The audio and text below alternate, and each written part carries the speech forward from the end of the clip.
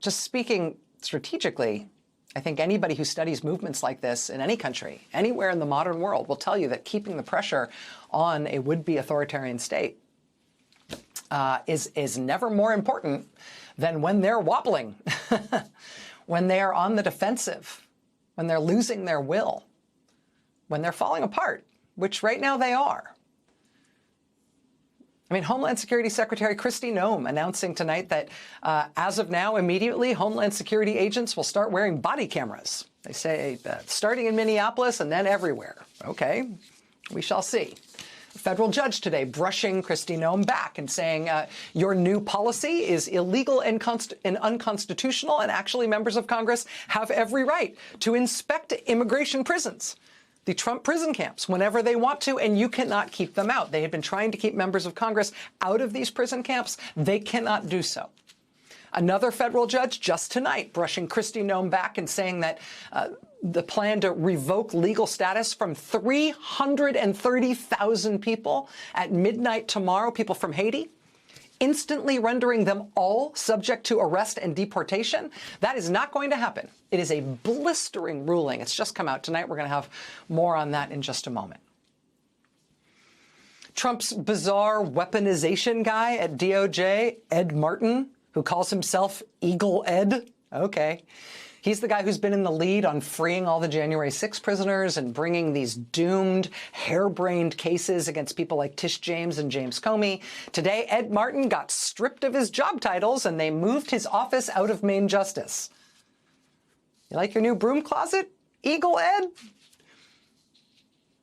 With that Texas special election this weekend, a place Trump won by 17 points, instead going to the Democrat by more than 14 points, a swing of over 30 points in the Democrats' direction in Texas, with Americans now telling pollsters by a 2-to-1 margin that Trump being back in office has made their life worse, not better.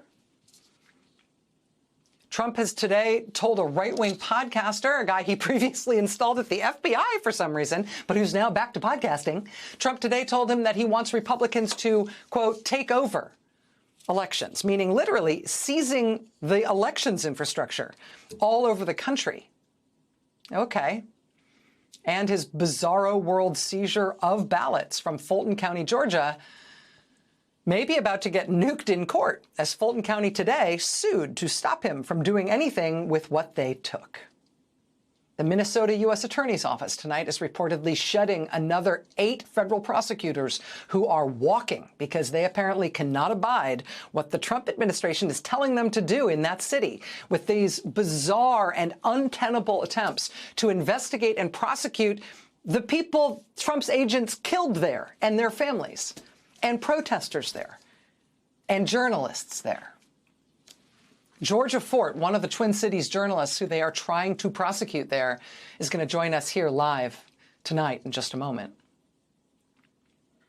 Tonight, the Trump administration has reportedly stood down the Alaska and North Carolina active duty troops they had previously told to prepare to deploy to Minnesota. Tonight, the New York Times reports that the Trump administration has even backed down on its demand to make Harvard University pay them millions of dollars. Just take a look around at where we are 1 year into this. Are they going to be able to build a huge, permanent archipelago of camps, of lawless prison camps? There's pushback everywhere, including in red states, red counties, and red cities, that says no. Are they going to be able to keep up their military-style invasion of U.S. cities? Minneapolis says no. And the whole country says no with them. Are they going to be able to arrest their way through their enemies and through the journalists they single out? No, they're not. They're going to try, but no, they're not.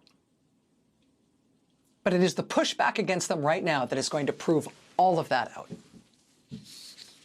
What we do right now determines the fate of this country.